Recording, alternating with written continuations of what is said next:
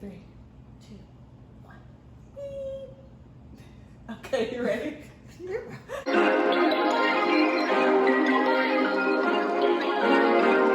Hey everyone, it's Ivory. Welcome back to my channel. Today's video is a very special video because I have a very special guest with me. This is Mama Dr. Ivorie Lou. Hello. For today's video, I wanted my mom on here, and this was actually her idea. So in 2014, I made her a gift, and it was 365 reasons why I love you.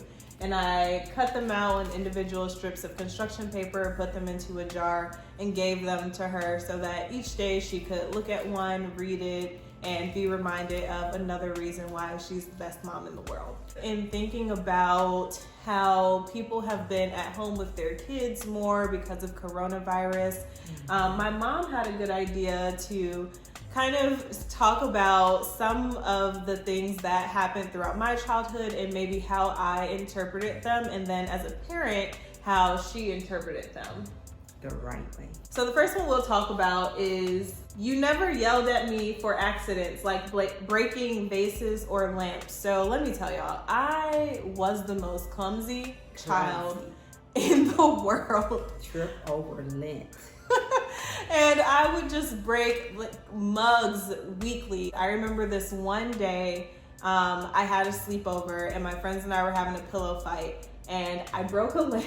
I broke a lamp during the pillow fight. Do you remember this?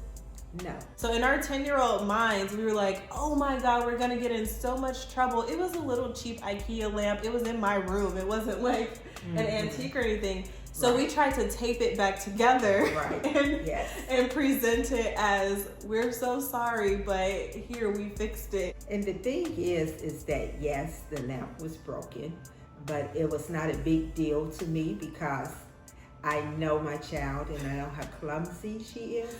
So I could not get mad at every little bitty thing that she broke. And it was just another lesson to teach her that materialistic things are not all of that important, and everything can be replaced except for your kids. You never screamed, and I never really got in trouble for those things. It was just like, oh, that can be replaced. And so that is an important lesson that I have carried throughout life of, yes, these things are materialistic. We can always replace these things, but it's not worth like damaging a person's psyche over or making them feel bad unnecessarily. Some of these reasons kind of overlap, so I'm gonna read them together. So this one says, you check on me even when I don't want you to, or when I don't feel like talking. And then the other one says, you know when something is wrong, no matter how many times I say nothing.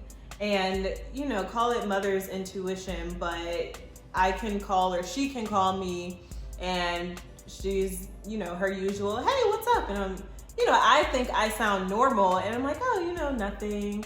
And immediately she can tell that it's not nothing, there is something, and I maybe just don't want to talk about it. And get a little pushy, because I feel that little pushy. If you know that there's something wrong with your child, I mean, you've been with this kid since birth, so you know the ins and outs, the mood swings, when they're just saying, oh, nothing, and when they are saying, oh, nothing, but it really means something. So I think it's good to always just take it a little further.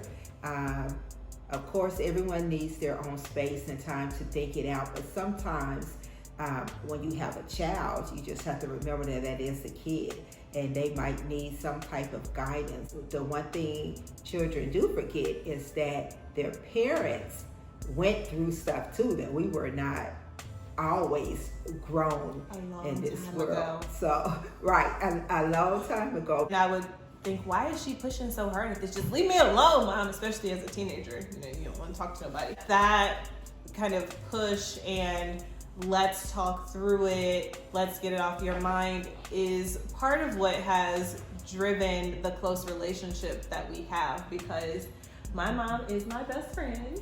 And I do feel like I can talk to her about nearly anything. Right, and the one thing that I loved to do is that when she had an issue, we would always go to Chili's and get a chocolate molten, and we can sit there and talk about anything over a chocolate molten. So when I didn't know that was why you were taking me to Chili's. Yes. You know, as she got older, and like when she went away to college, and I would always ask her, "Is this a chocolate molten day?" And she would say yes. And that's what we would do. We would go to Chili's and sit there and eat my and feelings eat and talk.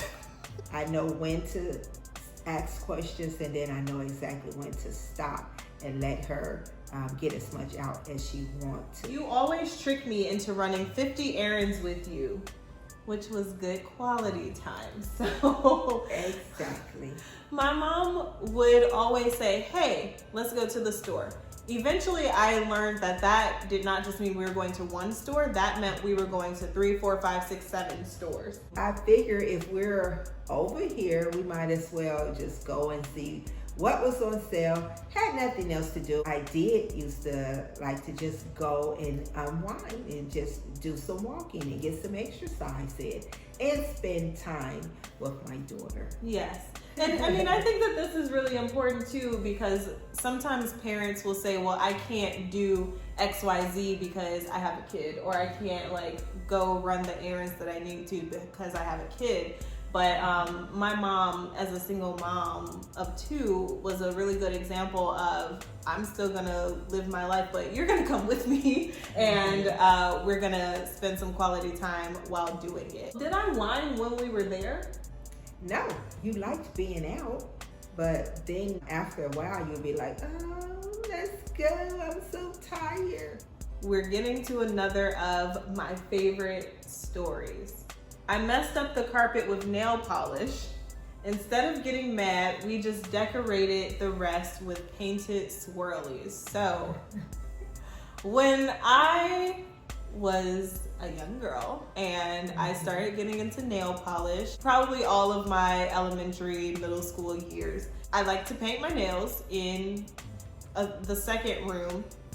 And instead of just going and using common sense, because kids just don't do that, whenever I messed up, I would just wipe my nail on the carpet instead of going to get a cotton pad and nail polish remover like you normal people do.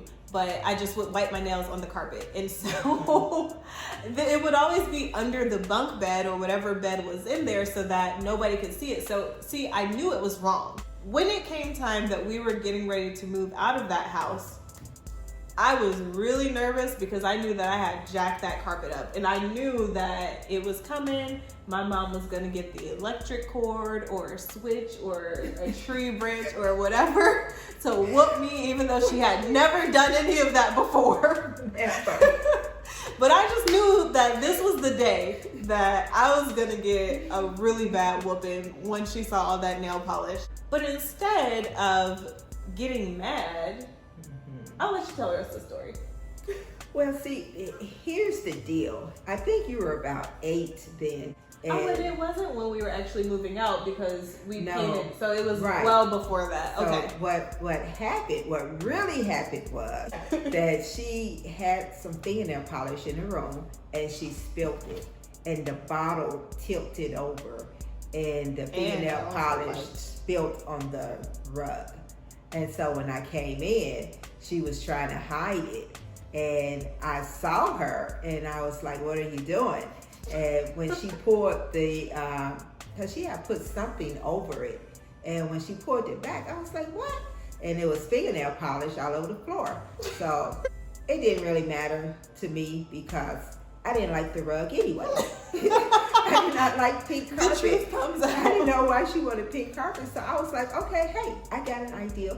And so we just started painting on the rug to make that one oops pattern look like it was supposed to be there. So we just started squibbling all kind of stuff on there. We had these sponges. Right. They were like swirly sponges, and we put it all over the rug and made a pattern. So that's what we did. It did not bother me any because I thought that the rug actually looked better with the swirls on it. So see, when your child makes a mistake or repeatedly makes mistakes, sometimes it's just better to make something beautiful out of that. Right, and that's another one of those things where it was just the materialistic. It was just a rug. Either I could have done something crazy like just cleaned it up. People make mistakes, and it's no need to harp on a mistake, and we can always make it better, make her feel better. So I painted on the rug also to let her know that it was no big deal. You've always cheated me in dominoes in every game.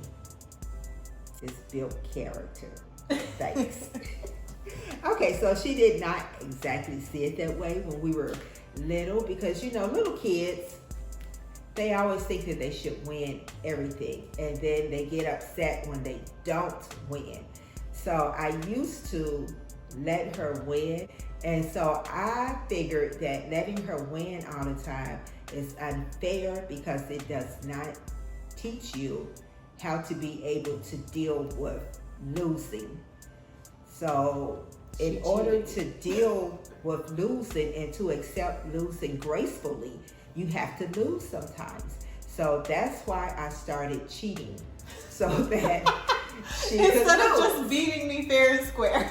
No, because then you will see what it feels like to lose, and then accept losing gracefully and not get upset and start crying because you lost a game. So that built character, because it shows you that sometimes life is not always fair and you cannot win in everything that you do. Someone might come along and cheat you out of the position that you want, or the grade, the teacher, the book, something, anything in life. Someone might come along and take that from you, and they might not do it fairly. So how are you going to deal with it? Are you going to get mad, upset, start yelling, cursing, try to fight people? Yeah, and I think that that's fair. I don't really have much to add to that other than she cheated me, and for good reason. I want my money. So the next one, and there's a couple on here like this, but it says, you never compare me to Joe or Joe to me. And Joe's my brother. That's kind of just the basis of it, is that she always let us be individuals, never said, oh, well, Joe did this, why can't you do this? Joe started working at this age, you should start working at this age. Right. Or, Ivorie got these kind of grades, why didn't you get these kind of grades? Like, there was never a comparison. I mean, we were 8 years apart too, but there was still just never a comparison or an expectation for me to live up to something that he did. It was just, you're your individual person, and I love you for that and accept you for that, and I'm not going to hold you to any other kind of standards. I felt that I had two children, and they were both two individual kids on their own. So you need to reinforce each person's individuality and let them grow to see which direction they're going to go. So I couldn't put them in one box and expect them both to be the same, or expect her to feel like she had to live up to certain expectations that I had for Joe, because they were not the same person, and I didn't want to treat them as if they were the same person.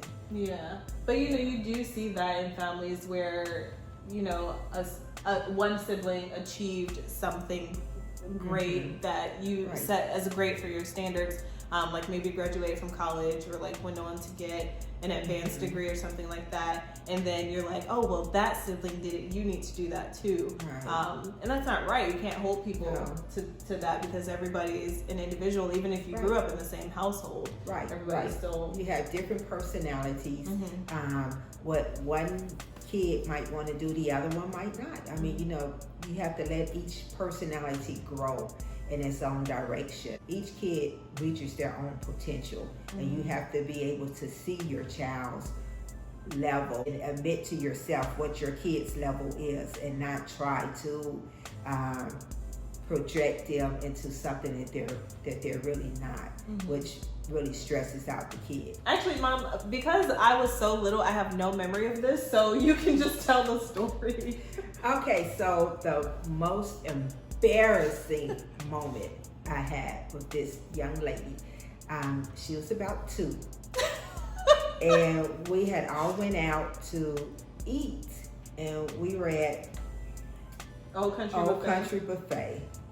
And so I had set her plate up and everything, and I come back to the table. We're sitting there eating, and even to this day, she does not like her food to touch. Mm-hmm. So her chicken leg accidentally touched her mashed potatoes. She picked the chicken leg up and she looked at it, and I'm thinking she's getting ready to eat it, and she's looking at it and she's inspecting it, and then out of the clear blue, she's just like, "What the is this?" She said the F word.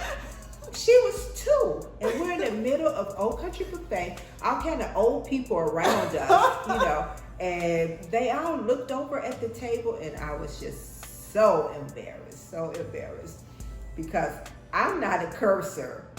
And I was like, what the heck did she get this from? But everyone else at the table was laughing. Joe started laughing, his dad started laughing. And I'm like sinking down into my chair, and I have like flames flying and smoke coming out of my head, because of course everyone's looking over there. And I'm like, I cannot believe this. But then later on, after we had left Old Country Buffet, I was able to laugh at it, because I was like, I cannot believe that. Even though it was an embarrassing moment. But even now to this day, whenever something crazy happens, I'd be like, It's a good inside joke now. One of the things that I know we picked out to talk about was when I got my first C. Oh, Lord. I have always gotten pretty much A's and B's, almost straight A's throughout my entire since kindergarten. Who gets straight A's? Well, I'm going to say Head Start. Since Head Start. Yes. Straight A's or E's or whatever they were giving. Right. And it was never a force from my mom of you need to do well in school. I don't think she ever said anything like that to me. And part of it was motivation to get money from my uncle, because he would give me money for straight A's. Yeah, he sure did. In 4th or 5th grade, I got my first C in social studies. I was so scared to go home. I thought I was gonna be in trouble. I was crying in preparation. I was like, oh my God, I got a C. And I just knew that my mom was gonna be so disappointed. But that did not turn out to be the case. She was actually like, congrats.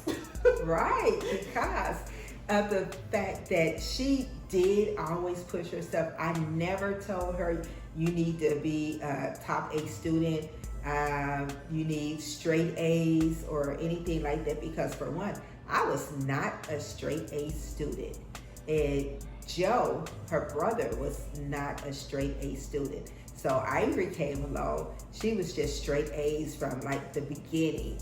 And so yes, I was proud of her for her straight A's, but I was also happy when she got a C, because she saw that getting a C was not as devastating as she thought it would be.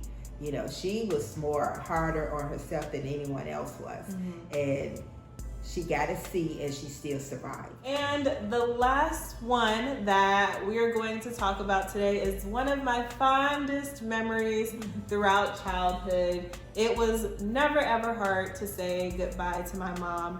Not because I knew that she was coming back and I would see her again, but because saying goodbye was actually really fun. So, see you later, alligator. After a while, crocodile. In your face, tomato paste. And then I made this one up, confetti spaghetti. So yeah, she cheated. I made my own confetti spaghetti up when I was 8, but she cheated and looked some up. So yeah, I'm always going to be a cheater. Well, on that note, see you later, alligator. After a while, crocodile.